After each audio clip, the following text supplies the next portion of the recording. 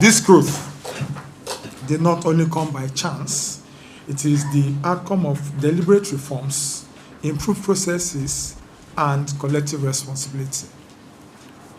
Furthermore, our major contributors remain bulk cargo, general merchandise, and importing of used vehicles, which constitute a significant volume of trade passing through Tincan Island port.